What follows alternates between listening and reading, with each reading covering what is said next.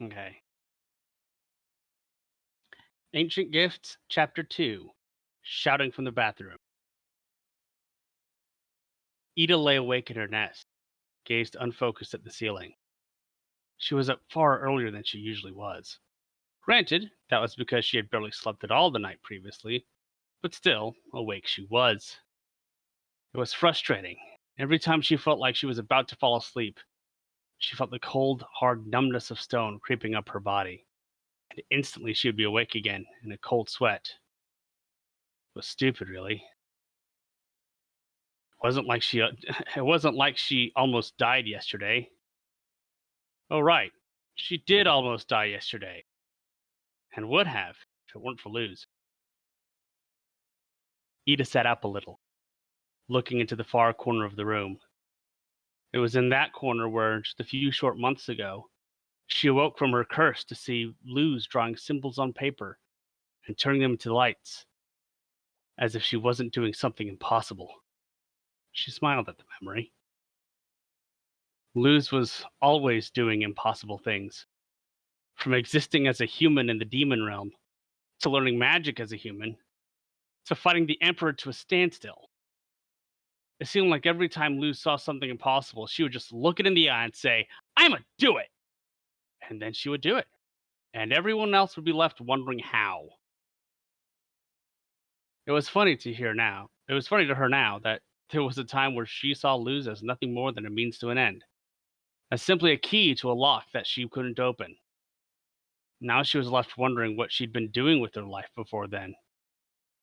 It was like Luz couldn't help but bring light and life to everyone she met, doing her damn best to make their lives better, to make her life better. Ida had no illusions that her life was anything but sad and lonely before Luz came along. She had King, but she'd spent his entire life treating him as a roommate while lying to him about his true nature, so that was hardly a close relationship. And Hootie as well. Well, Hootie was well Hootie. She had resigned herself to facing life constantly on the run, selling garbage and black market potions until eventually her curse went out and she was stuck in her beastly form forever. And then Luz came along, and changed everything. She was happier now. She had a future now. Everything was warmer and brighter now, brighter than they'd been in a long time. She was no longer just surviving anymore. She was living. And today, living meant doing absolutely nothing. After the past several days, she absolutely felt she freaking deserved it. Finding out Luz got kidnapped, finding out Lilith was the cowardly, lying bitch who had cursed her, watching her nearly kill Luz, succumbing to her curse, getting captured by the Emperor, and nearly getting petrified all took a toll on her. And as a stunning young woman who had recently celebrated her 20th birthday 25 years late, she needed a good amount of rest and relaxation. At least she didn't have to worry as much about the curse anymore, on account of Lilith finally doing the right thing and taking her share of it. If only it didn't take her over 30 years to finally do it.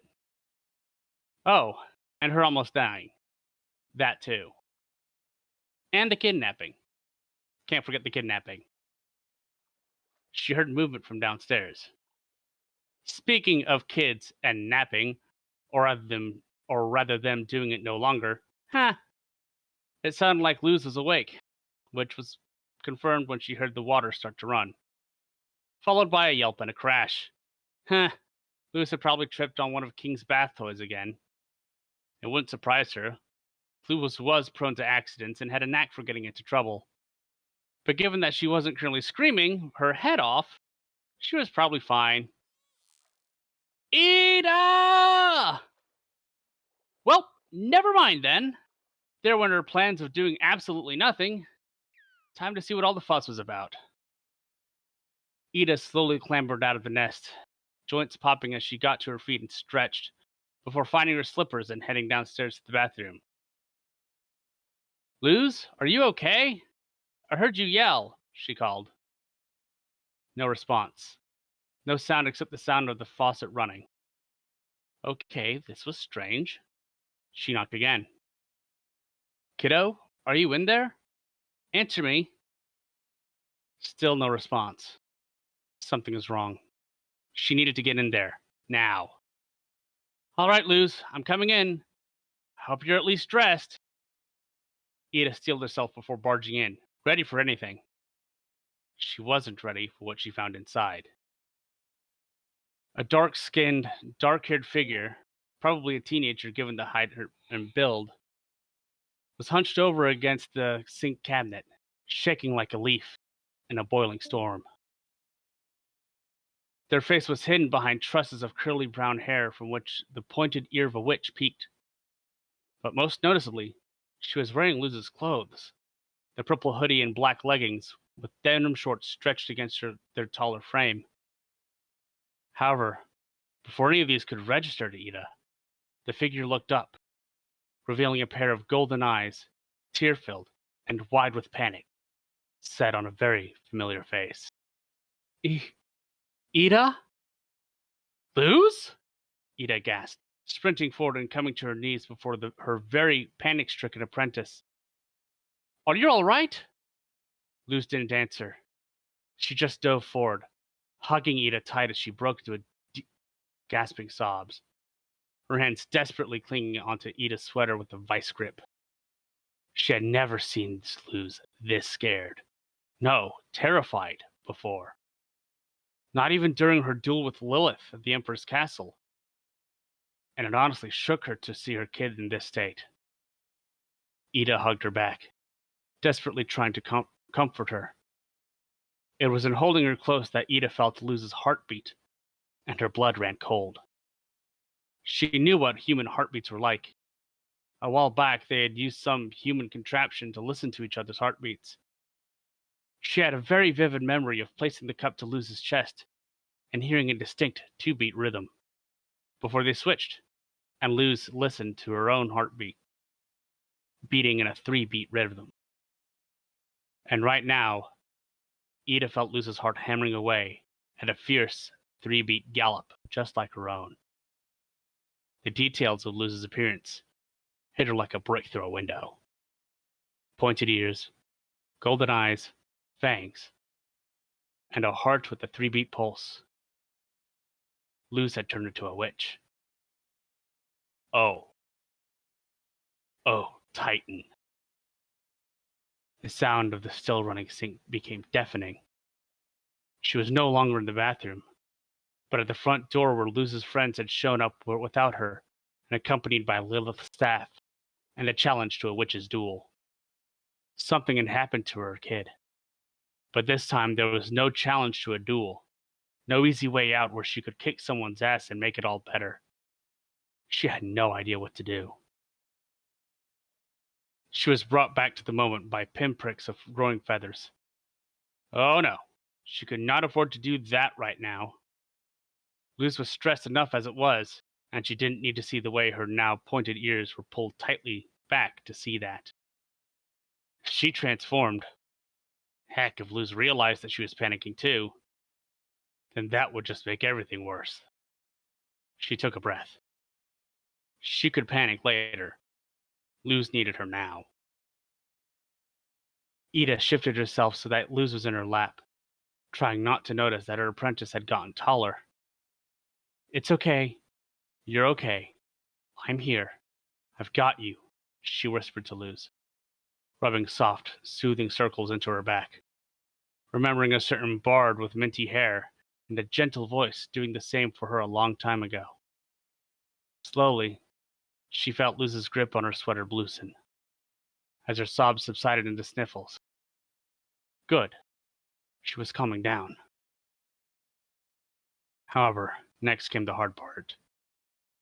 Ida had questions, and loath as she was to risk sending Luz spiraling back into a panic, those questions needed to be answered if she was going to be able to help. "Okay, Luz, can you tell me what happened?" she asked.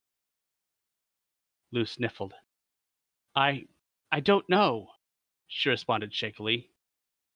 "I woke up feeling all weird, and when I looked in the mirror, I looked like this. Luz pulled away to look up at Ida. "My mom.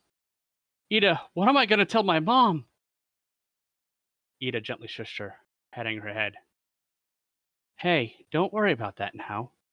We can figure that out later, okay? Luz nodded. Okay, good, Ida said. She was about to start combing through Luz's hair when she noticed in the corner of her eye a small shadow at the door. You know, it's rude to eavesdrop, King. What? The shadow jumped in surprise, before moving shyly into view in the doorframe, revealing it to be King. Sorry, I heard the faucet running, and whoa! He startled, seeing Luz in her arms. Ida, what's this witch doing in here? And why are they? He stopped, and then his eyes went wide. Wait, is that Luz? Hey, King, Luz responded silently, wiping her eyes and unwrapping herself from Ida to face him. Yeah, it's me. King looked at Luz incredulously. Okay, how did you do that? He asked as he crawled into Luz's lap. I mean, you weren't a witch last night. What happened? Well, Luz started, holding King steady. I kinda just woke up like this, so. She trailed off, not wanting to admit the admittedly scary truth. We don't know, Ida admitted bluntly, finishing Luz's sentence. Oh, King looked down, as if contemplating something, before shrugging. Well, okay. I mean, it doesn't change anything. Luz and Ida looked at King confused. What do you mean? Luz asked. I mean, King began, trying to find the right words. You're still Luz, right? You're just a little different now, that's all. Ida swelled with pride, while Luz let out a sniffle as tears started welling up in her eyes, and a smile, tired, but still the first one Ida had seen from Luz all morning, spread across her face. Thank you, King. Luz sniffled out, wiping at her eyes. It means a lot to me right now. Ida couldn't help but smile as her heart swelled with warmth and pride. It was funny. A few months ago, she claimed that being all parental made her sick. And here she was now, with two kids in her lap and feeling happy about it. Ida sighed. She hated that she had to end it, but they had work to do. All right, as much as I'd like to sit here and have family bonding time all day, we need to get a move on, she said. Her words met with groans of protest. I'll tell you what. You get ready for the day while I go make breakfast. And after that, we'll figure out what to do next. Okay? Okay, came the echoed response. Good, Ida nodded. Hootie, can you come up here? She called. A few seconds went by before the bathroom window opened and the long, tube-like feathered body of Hootie poked through the window. Have no fear! Hootie's here! He declared in his usual high-pitched voice. He looked at them and saw Luz. Oh, hi, Luz! You look different! Did you get a haircut? It looks nice! Hootie, focus! Ida barked. Luz got turned into a witch, and I need you and King to keep an eye on her while I go make breakfast. She looked down at Luz for a moment. Also, go look through my old clothes and find her something that fits her now, because hers obviously don't anymore. Luz let out a disappointed whine at that. Sorry, Luz. I know you like them, but they don't fit you anymore. Don't blame me. Blame who or whatever is responsible for turning you into a witch. Now, come on, let's get a moving. And with that, Ida gently pushed Luz off her lap, ignoring how much her legs falling asleep felt like the cold numbness of stone, before helping her to her feet. Ida's earlier observation had been proven correct. Luz had indeed gained several inches. Not a lot, but just enough to apparently mess with Luz's already spotty coordination. But on asking, Luz insisted, very unconvincingly, that she didn't need help. Ida could only sigh before leading King out of the bathroom so that Luz could actually use it. As soon as the door closed behind them, Ida let out a sigh she hadn't been known she'd been holding. She just knew that she was going to be having nightmares about this morning. She was about to head downstairs when she felt a tug at her skirt. She looked down to see King looking up at her nervously. Ida? He asked shakily. Is Luz going to be okay? Ida bent down and patted his head, earning a surprised "weh" from him. She wanted to say that she wasn't sure, that she had no idea what was going on or what was going to happen to Luz. That was the truth. That was the reality of the situation. But looking at King, and how worried he was about his quote-unquote favorite subject, she couldn't bring herself to do it. It would only further upset him. Yeah, I think she'll be okay, she lied, adding one more to the pile of lies that she'd already told him over the years. Now you keep watch while I make breakfast. Okay, he replied, accepting the lie without any question before taking up a post by the bathroom door. And with that, she made her way downstairs, telling herself that same lie and desperately trying to believe it. About halfway to her destination, a cry of frustration came from downstairs. For a moment, Ida was confused until she remembered she had another guest. Oh, right, Lilith's here. Ida followed the sound of angry muttering to the kitchen to find the owl house's newest resident. Kneeling on the ground, snooping through her cabinets, was her sister, Lilith Clawthorn, former head of the Emperor's Coven and full-time pain in her ass. And while she appreciated her taking half the curse, still didn't make up for the hounding, the harassment, or kidnapping and almost killing her kid. It also didn't give her license to go rummaging through her kitchen like one of those, oh, what did Luz call them? Raccoons? Like she was right now. As miffed as Ida was at Lilith's casual disregard for proper guest behavior, even Ida understood those. She couldn't help but notice a prime opportunity for some well-needed early morning entertainment. Ida noticed how Lilith was putting her head into the cabinet, and knew of a particular spot where you had to be really careful. So she slowly crept up behind her sister, waiting for her to put her head in just that little bit more into the cabinet, and then... Morning, Lily! She called out, watching in glee as Lilith jumped in surprise and hit her head with a loud bonk. Ready to start your first day as an outlaw? Lilith groaned as she rubbed the back of her head. She turned to reveal baggy eyes set in a withering glare that only made Ida chuckle. Oh man, that felt good. Idalyn!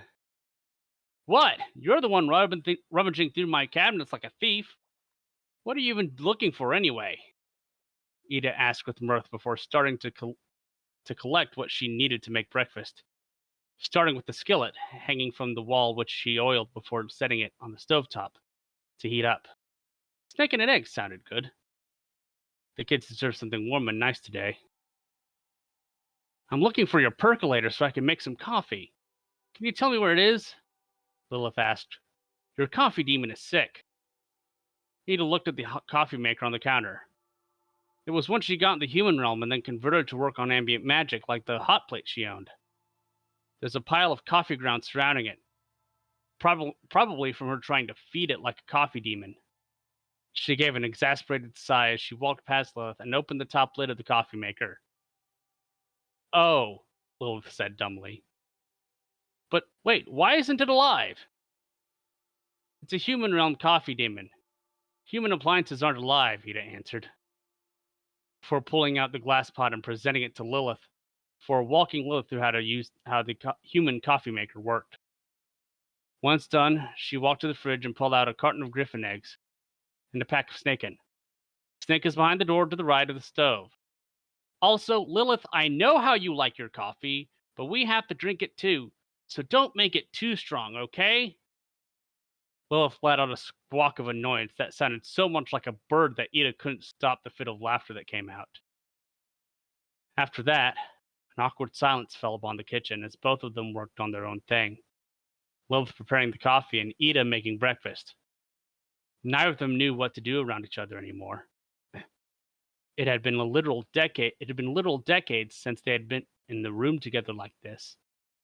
No arrest warrants, no coven nonsense, nothing. The lone exception that came to Ida's mind was that whole nonsense with the bloom of eternal youth. Ida had begun cooking the first strips of bacon when Lilith broke the silence, as she poured herself a cup of the now finished coffee and then sat down at the table. So, Lilith began, awkwardly, I never thought I'd see the day that you cooked for a group of kids. Ha! Ida chuckled. You know, normally I'd let Hootie do it. I know, but he's actually a pretty good cook despite lacking hands. But sometimes I like to do it when I need to occupy my mind. Oh, Lilith muttered before asking, fully aware of what all must be on Ida's mind right now. By the way, what was that ruckus upstairs anyway? I heard that your human called for you, but I figured it better not to intrude. Is everything okay? Ida sighed. She hadn't planned on how she was going to explain the impossible things that happened.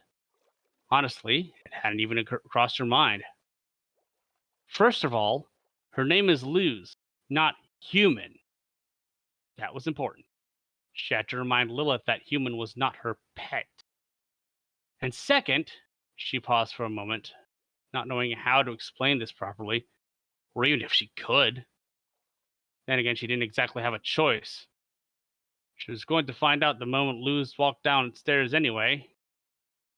She kinda isn't human anymore. She turned into a witch during the night.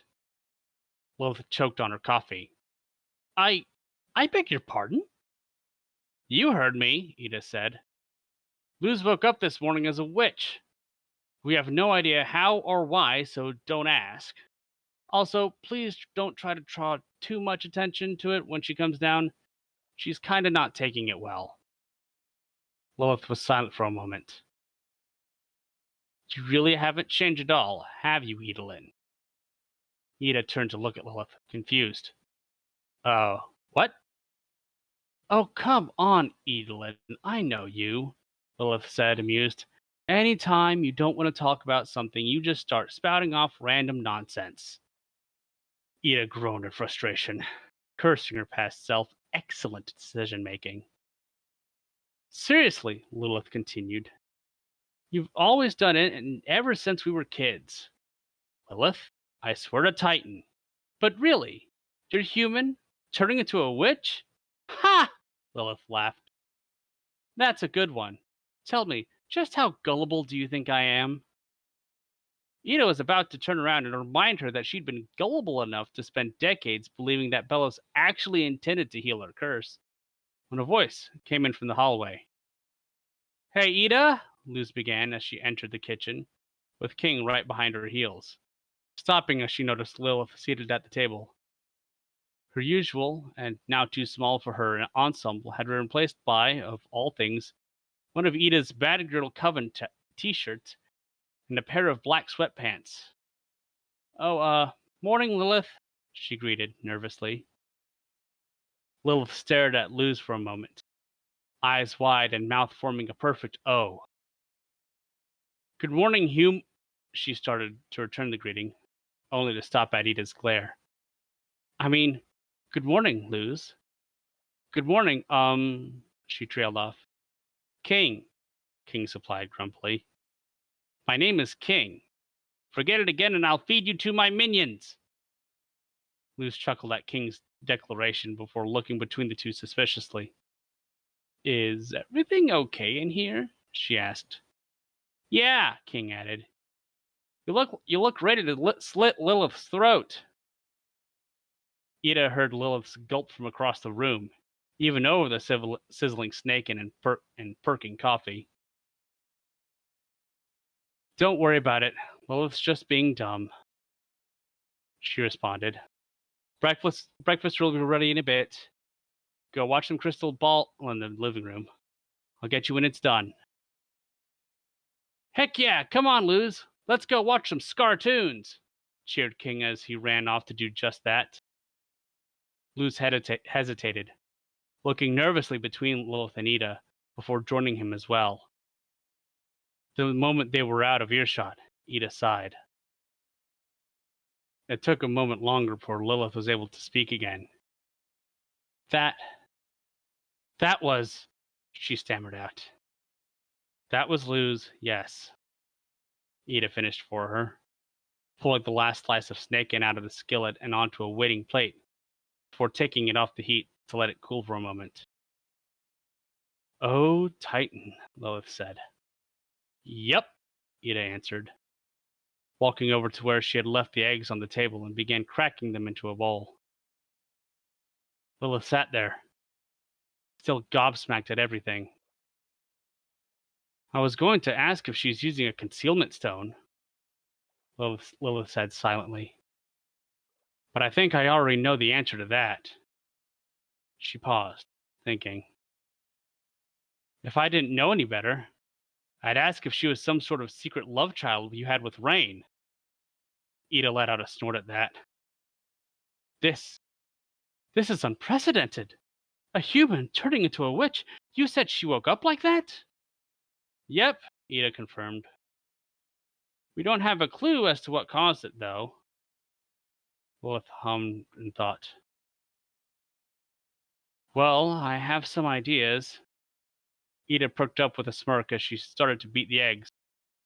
Oh, you do, oh great and wise one. Lilith snorted at the barb. I do, but we'll have to wait until after she goes to the healers in order to really make anything resembling a proper hypothesis. Lilith thought for a second. You are going to take her to the healers, right? Ida froze, the whisk in her hand suddenly stopping for a moment, before nervously resuming. Idolin! Ida exhaled. Look, it's not that simple. Lilith grunted. Isn't it? I know you had your issues with Mom.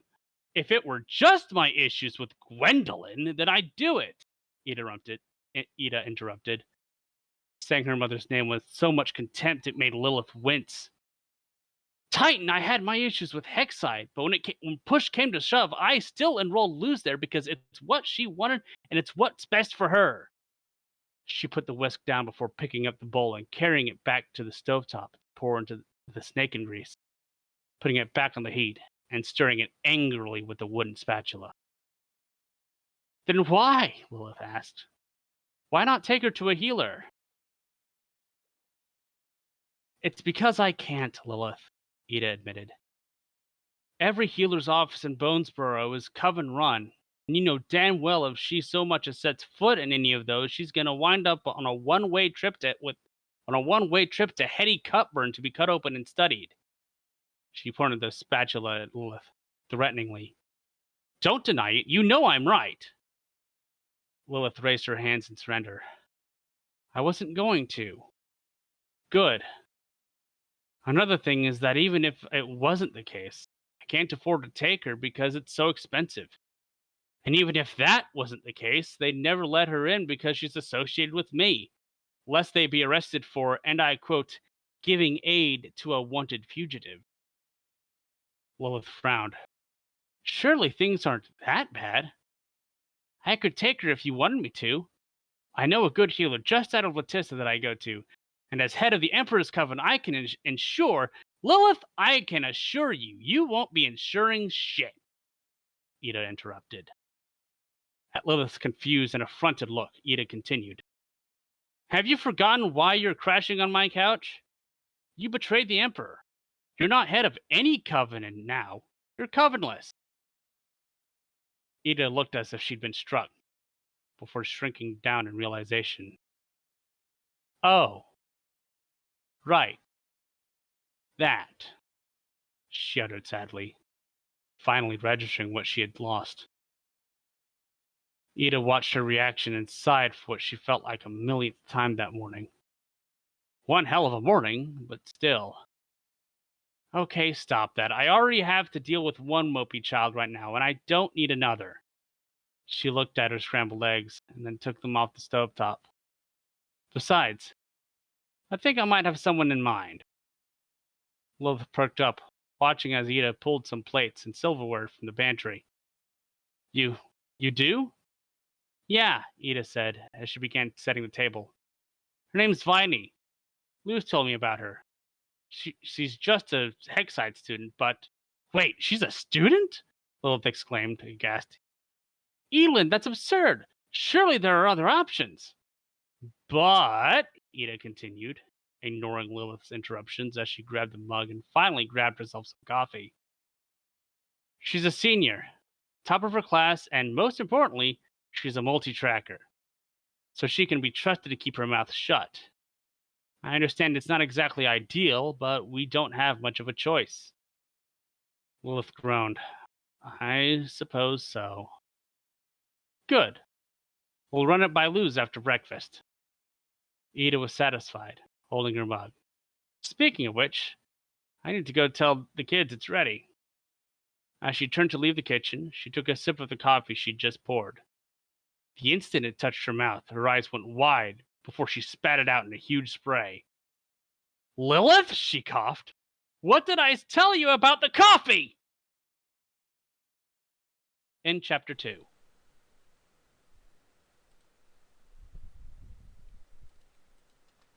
Yay, good story.